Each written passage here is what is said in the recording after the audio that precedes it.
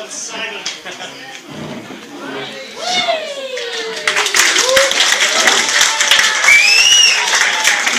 Don't Simon. Can you hear me? No. Yes, no? No. Anyone? Big full. Yes. Hold on now. It's like a vibrator. Yeah, put it on my way. Give it to the expert then.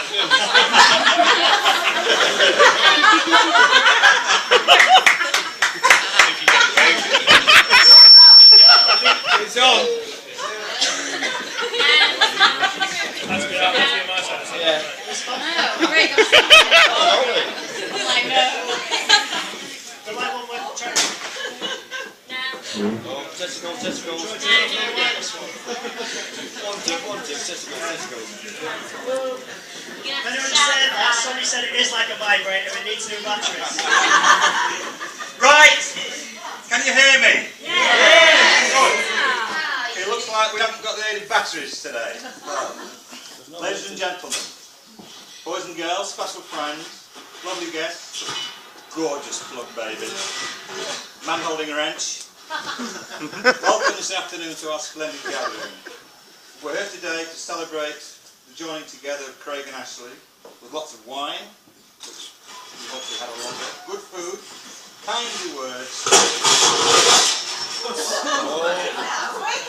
and a little later, song and wild dance. Possibly a very bacchanalian style bash. So, my principal function is to welcome you all, especially to Carl, Sonia and Kelly, who will today officially become part of our extended family. Thank you. And to tell you a little bit about Ashley, our very special girl on their big day. Does she look absolutely stunning, ladies and gentlemen?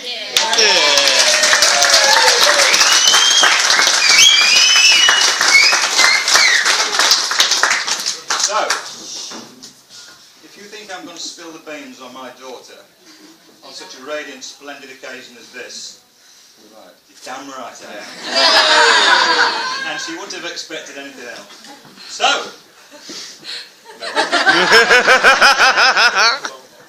we start in the early days, bath time to be exact. Like all environmentally friendly parents, we use the bathwater for two dippings. Naturally, it was ladies first, and Ashley had first dibs with the pristine water. But it certainly wasn't pristine when she finished.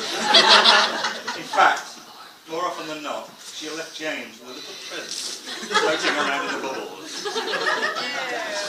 Of course, James, not unreasonably, ladies and gentlemen, That's where you went went spare.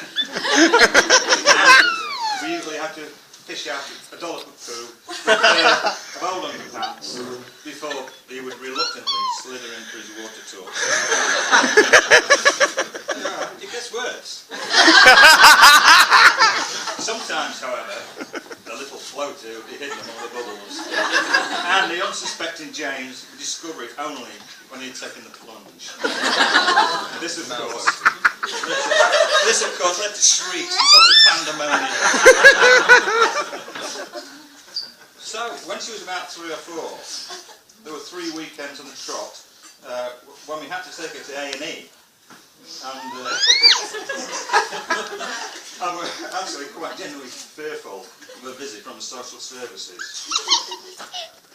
We were there so often we considered getting a season ticket for the car park. The first one was a stone up the nose incident.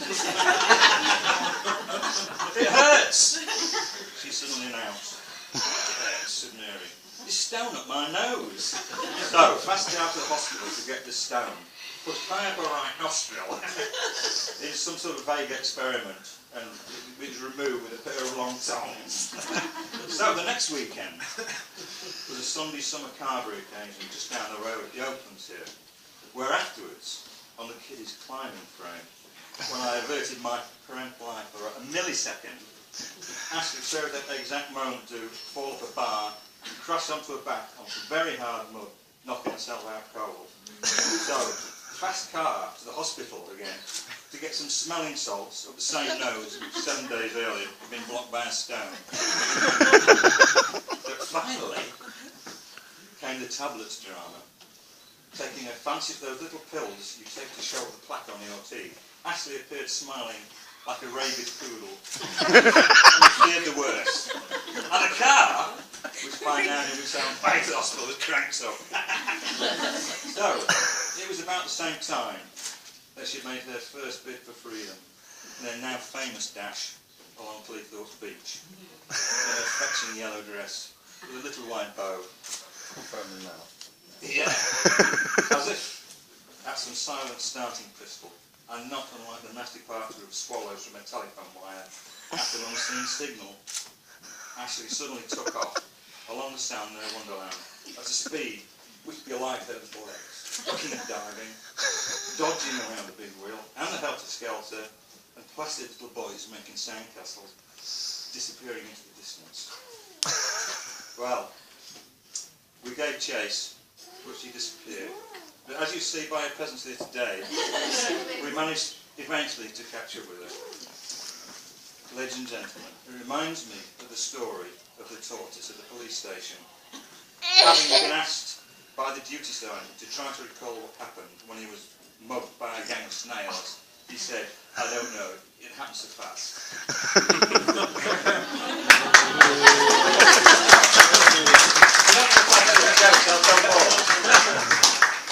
So anyway, Ashley grew up in the atmosphere and philosophy of wonderful times with the Skorecki and Mega families, which normally involved great music, copious amounts of alcohol, and lots of fun in backyards. And that has resulted in enduring friendships with Nicola and Nina, two of today's lovely bridesmaids. Apparently, once, in our back garden, Nina and Ashley spent time making mud pies and casting spells. And they were around 7 and 8. Ashley was convinced there were spirits in the garden. And, ladies and gentlemen, they wrote a song. The Witch of Caribou. Is that right? Is that right?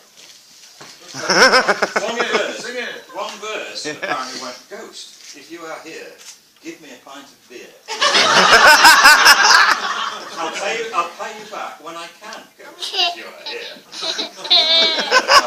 That's right, Yes, they're a little bit young to be thinking about beer, but this is probably a sign of things to come. Or lax parenting, of course, whichever. Yeah. So they asked the ghost to pinch Ashley's left hand. He was there.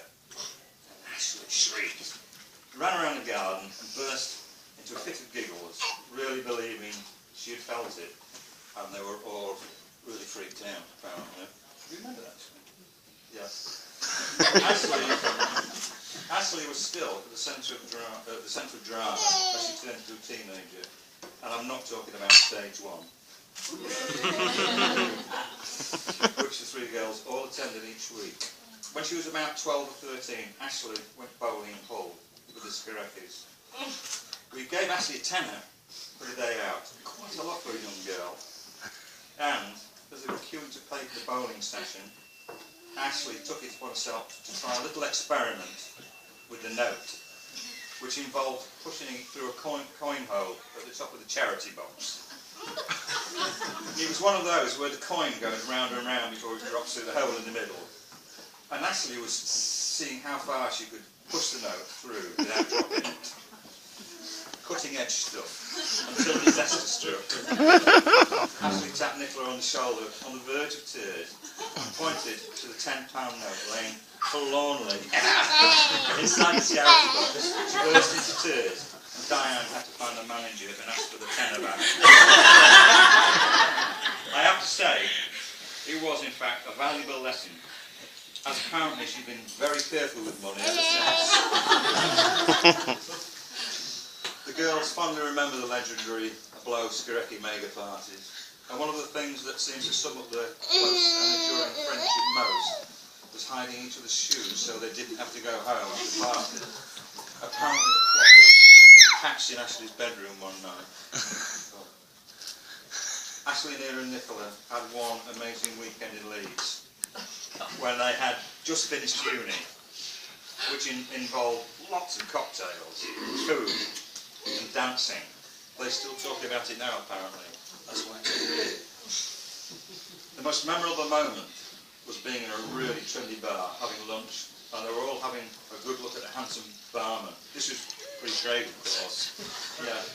And they were all trying to look like sophisticated ladies. Then the food arrived. Ashley had ordered a sandwich with a poached egg in it. When she took her first bite, the egg exploded all over her face and her hair. Nina and Nicola literally collapsed, crying with laughter, as Ashley ran to the bathroom past the cute barman. She never managed to get it all out of her hair and moaned for the rest of the day that her hair smelled like egg. But drama seemed to hang on to Ashley later on in life. One night, these are true stories, ladies and gentlemen. You couldn't make it up, could you, really? One night late at the Mega household, when we were befuddled with booze, the telephone went, and on the other end was a tearful Ashley, direct from the back of a Black Mariah in Nottingham city centre. She had jumped on a sexist bouncer's back, given him a right old handbagging outside a nightclub, and the ensuing bust-up led to the cops being called. I think she was let loose a little bit later after she cooled down.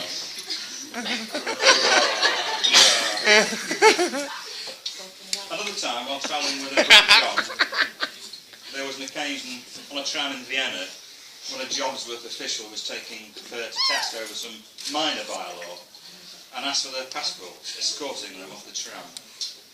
As the inevitable Barney developed, Ashley ran out of patience, snatched the passports and marched off, leaving the porter a little perplexed. Then there's the story, Ashley and the Shark. Really, Ashley and the Shark. One summer she went to visit Danielle and Matthew, who were at the time they were in Australia, and they did a tour of the Gold Coast. At Cairns, they hired a boat and went snorkelling out into the ocean. And there came a time when Ashley grabbed Danny by the ankle and pointed downwards, to where Ashley swears she's seen a shark swimming not far away. The sheriff, ladies and gentlemen, had the good sense not to mess with her. So, Ashley can be a tough cookie. But she's also savvy, streetwise, caring, loving, sensitive, fun-loving, and waffy.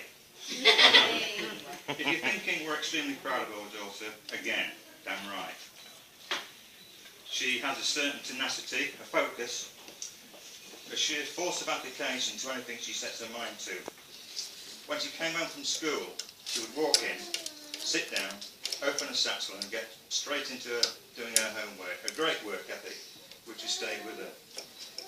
At university, she had a tough time, particularly in the second year, when she was often on her own in a house in a not very nice part of Nottingham and felt like Jackie and Toolin. Yet she stuck it out and came away with 2-1 honours degree in communication studies. It didn't take her long to get a job, and when she moved on, her original employers saw enough to headhunt her back into the fold. And then, one night, in an Irish theme bar in Cleethorpes, two sets of eyes met across the room, and she met Craig.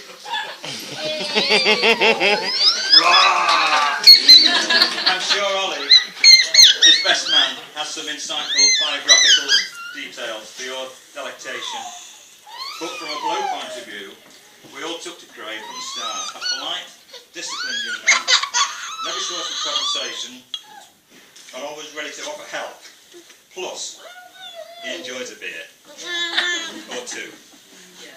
And port. And scotch. Then, a few years later, last December, along came Alfie. Yay! Which, without a doubt, is one of the memorable milestones of Ash's and Craig's life so far, along with the events of today. Alfie did not come into the world easily, but he did come into it with a face full of smiles, as you've seen this afternoon. Yeah. And I have to say, together with Harry, son of James and Claire, who was one in a few weeks, it has elevated life into a new dimension. and it's a total joy to be grandparents. Yeah. When we think of arrivals, we also remember at this time those who framed our personalities. Harold, my father, Gerald and Kathleen, Mary's parents, who each, in their own way, helped to shape Ashley. She's a great daughter, caring friend, doting mother, and I have absolutely no doubt whatever is going to be a loving wife. So, friends, friends,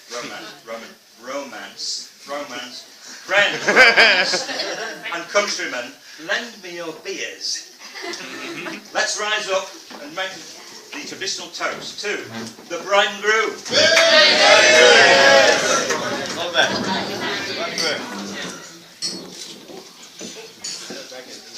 Thank you very much. Hey. And I'd like to pass you on to...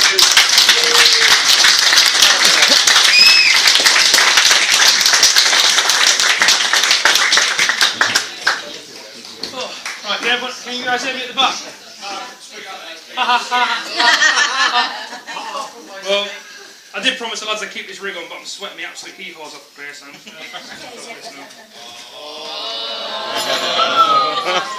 We were laughing at. Look how fat he is.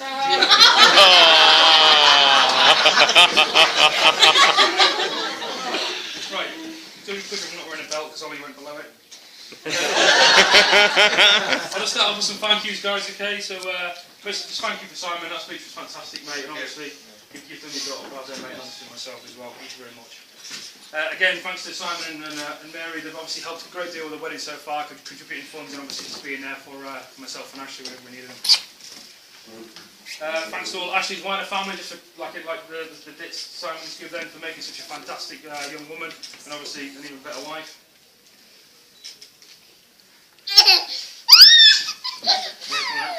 And obviously, thanks for my family as well. Obviously, everyone's been there for me when I needed it, contributed funds and such forth, and obviously just helped me out along the road. And it's fucking red over here, excuse me. And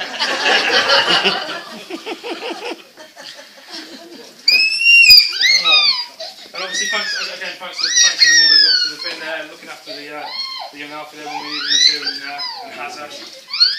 It's just been fantastic. So we've got some flowers to give. So where's Abby? She showed the flowers. Ta-da! He's behind you.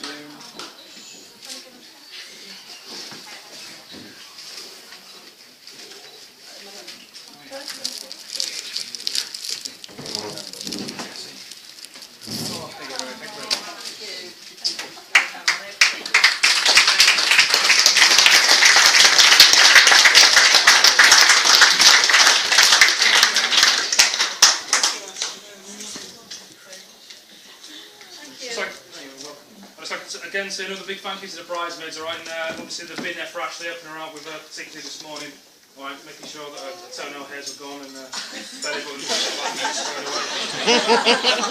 It was a task, but we did it. And in particular Danielle, because she was imperative in the orchestration of my proposal on Amalfi to actually herself, so thank you very much.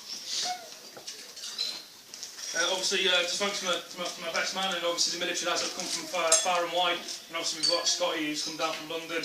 Right, didn't want me to mention that he's come from there, but Ollie will have a bit about him later on.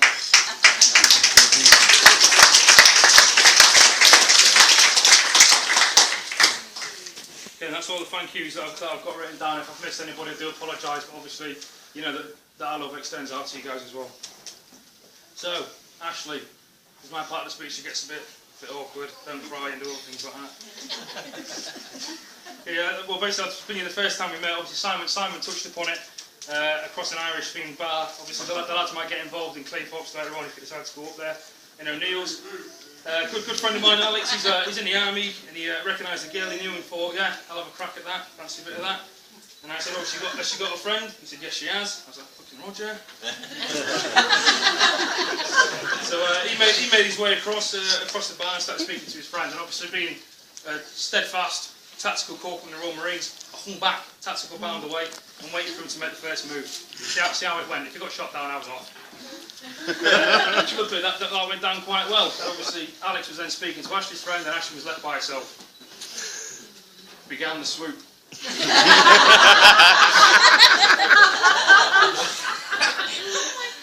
So my best John Travolta strut across the dance floor, came over to Ashley and said, it's pretty shit being the third wheel, isn't it? So that she was hooked.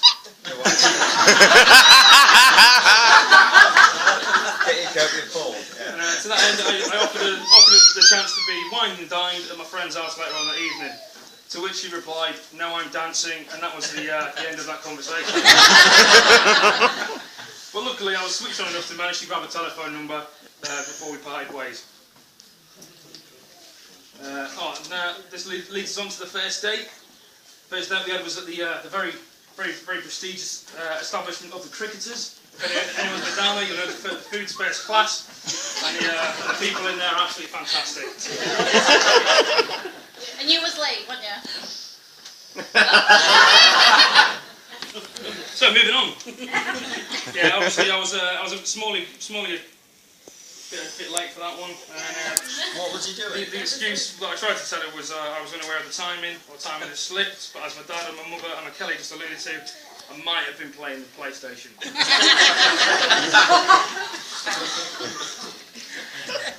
Obviously, What game then? oh, I don't It's know, true. mate. It's a long one. Yeah. But obviously, being such an amazing and warm, caring person that she is, she forgave me immediately and dragged me outside. And I think I'd recently not come back from Afghanistan too long, and it was probably a beautiful summer's day in the country, but I was freezing my balls off. To which end she made me stay outside and continue to shiver like a girl for the next hour and 2 hours until Mary picked her up, and then we parted ways again.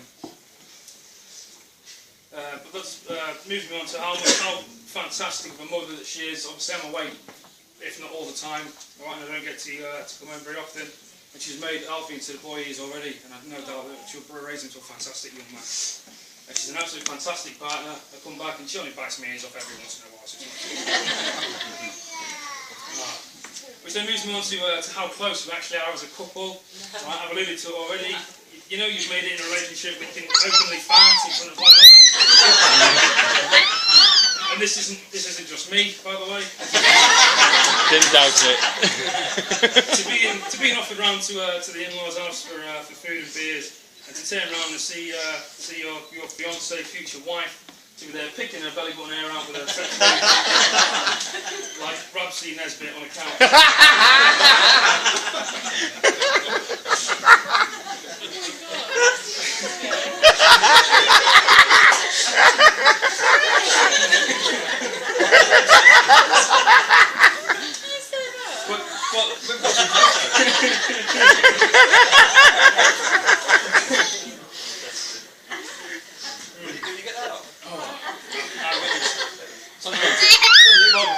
But I do, ladies and gentlemen, long story short, she's simply fantastic, warm, caring, and long story short, she's my best friend. I couldn't ask for anybody better. So what I'd like you to do is just raise your glasses to my wife, Ashley. Cheers. Cheers, man. Okay then.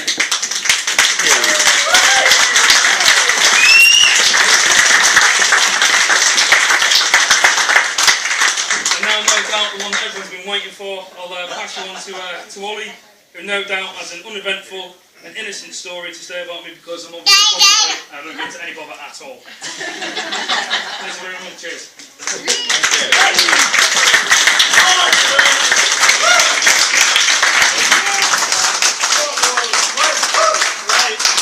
I'm trying to stay sober, but it seems a bit disjointed. Just want to reiterate things, right?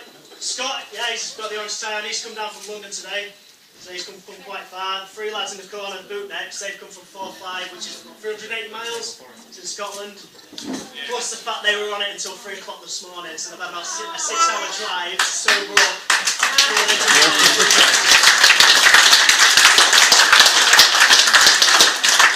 And unlike Craig, we're all dressed correctly because that's how the Queen wants us to dress. For those who don't know me, I'm Ollie, Craig and Ash's best man. Obviously, one of the things to do is the best man speech, but I'm not that good on public speeches, nor am I that funny. So I'm going to keep it short and sweet, but I've got a PowerPoint presentation. If you could close the curtains on shall I show what you're good afternoon.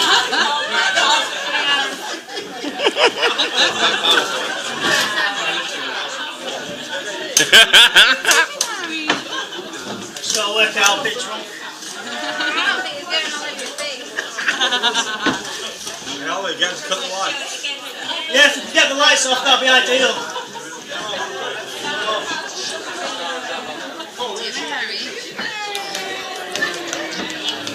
Get the projector screen.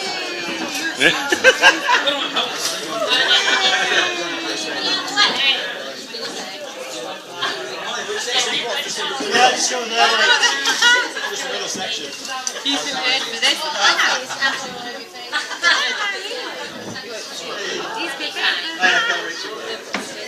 This has been a pain in my ass all morning because I've got a projector from work and it happened to stop working at 10 o'clock this morning, so I've been racing around town trying to get this little piece of projector. It's my mum's laptop, I've got to work out. Hang on. Yeah, somebody needs to. Two beers below it. What's the password? Spooky. My mum's banking number.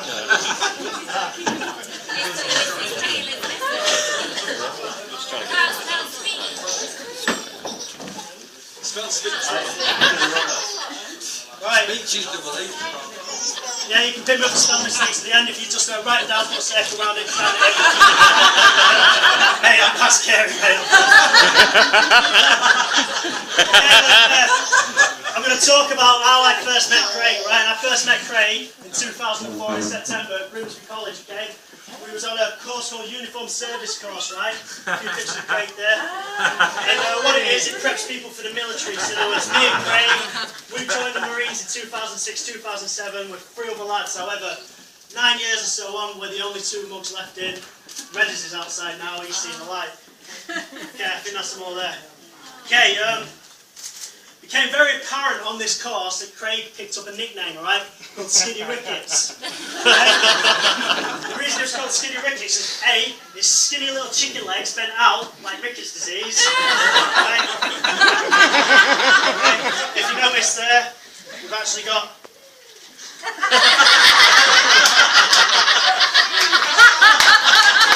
and B, it was apparent after a phys session, a PT session, that he put a bit more effort in than most people and actually shat his pants.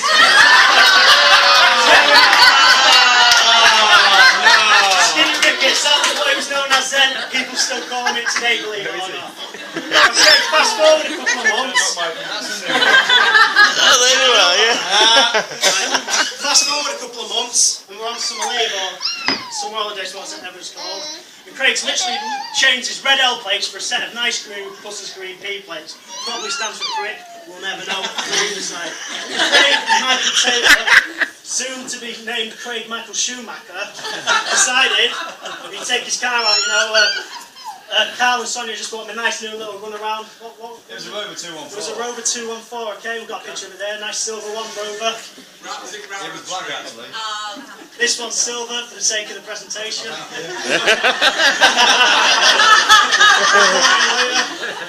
Anyway, less than a week I've been passing his test, he thought, yeah, I'm going to go out for a drive with his 2 mates. He'd been and gone less than an hour, I think it was, and he rang Carl up in tears, like, Dad, you best come see if you can fix the car, I fucked it, right?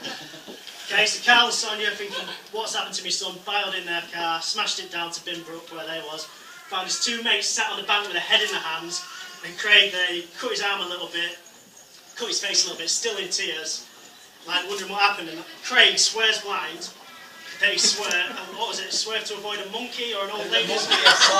Monkey, old lady? Strong one, yeah? In fact, yeah, he didn't swear to avoid a monkey, because he hit the tree, right? These photos might not be real. It's very close. was mega apparent what happened. It was a nice bend, you know, but there was skid marks for 50 metres up until this tree. Obviously been speeding, which is why I got Craig Michael Schumacher. In fact, the monkey swore that he avoided, yeah? Got a picture of him. And that's good. The old lady says, fuck you too.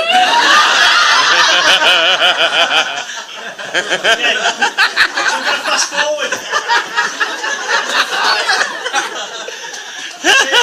He managed to write one car off, his first car off in less than a week. Some doing that, unless your name's called Craig Michael Schumacher, right? You're never going to beat that. Evidently he did. He borrowed his family runaround car. Was it a Volkswagen, was it? Yeah, it's a Fox, an old J-Reg Fox. There you go, J-Reg Fox, right? We've got a picture of it there. Might not look like the original one. It was a different shape, Mark. Yeah, this is off Google. No, that's fine. Right, yeah, so anyway, he borrowed this, and again, he wanted to go out for a drive. We've been gone another hour. Carl gets another phone call. Dad, you best come see if you can fix the car. Once again, Dad jumps in the car to find little Craig crying on the side of the road. Bearing in mind, he's in the middle of a busy shopping centre with a 10-mile-an-hour speed limit, the speed bumps. He managed to hit it into a bunches. Turns out, Carl couldn't fix that because he can't work miracles. And yeah, Craig actually managed to bite off 2 cars in less than 2 weeks. That is some going, right? Okay, don't know what the next slide is, so I'm going to do it now and talk about it. Oh yeah, it's not just cars that Craig likes to break. You can see that.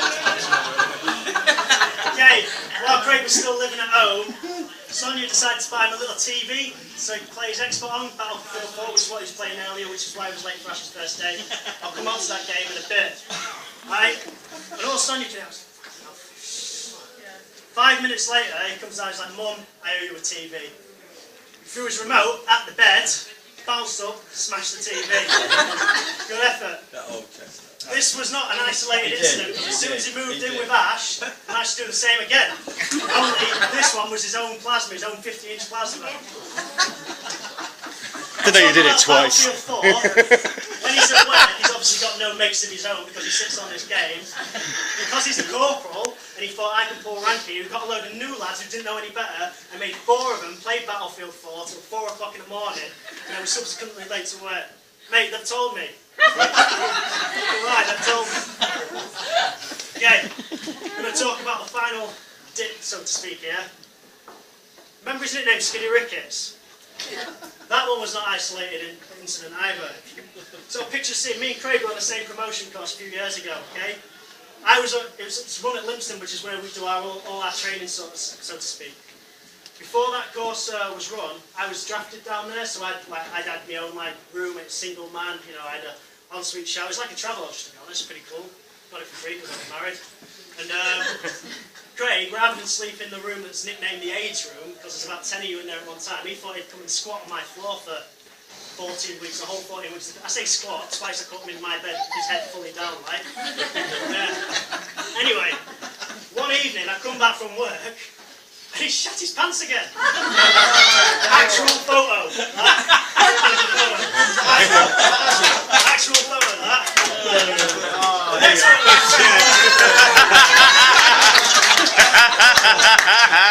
When I went to question him about it, in the showers, because we didn't have a lot, because officially it's meant to be a 1-man room, not a 2-man room, he's in there shaving his pubes with my razor.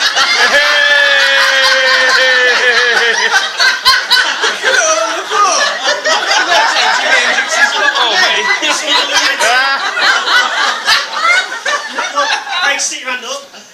About 2 inches there, the width of his palm, so if you can imagine the gas.